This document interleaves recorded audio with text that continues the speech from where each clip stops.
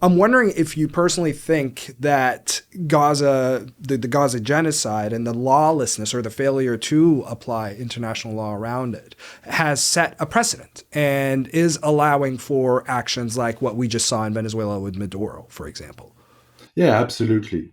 I think Gaza is the big precedent. I mean, I think this new Venezuela one is going to be the big precedent for the Western Hemisphere, and it's a wake up call for the Western Hemisphere. But for the world, Gaza is the big precedent, right? There's no absence of legal clarity. We're talking about international law. There's no absence of legal clarity in the case of Palestine, right? You have a long history of resolutions that order self determination for this Palestinian people, the end of occupation, the end of settler colonialism. And I mean, you could argue that these have been violated systematically. So it's not just the post October 7 and not just the post October 7 phenomenon, but it's particularly egregious after October 7, particularly given, the ICJ's advisory opinion of July 2024, and then the very, I would say, seminal UN General Assembly resolution of September 2024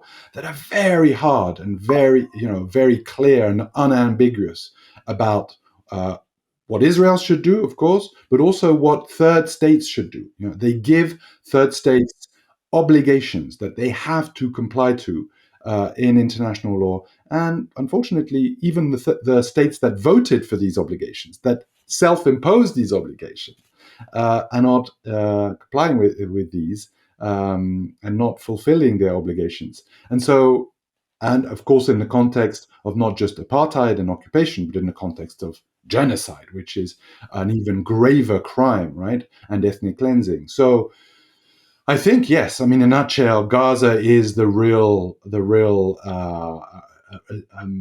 symbolic, historic in the bad sense of the word, moment for a radical demise of international rules of the game, international law, in a context where international law was already being weakened. And it's also a signal from the United States that it's not going to yield, that it's going to double down,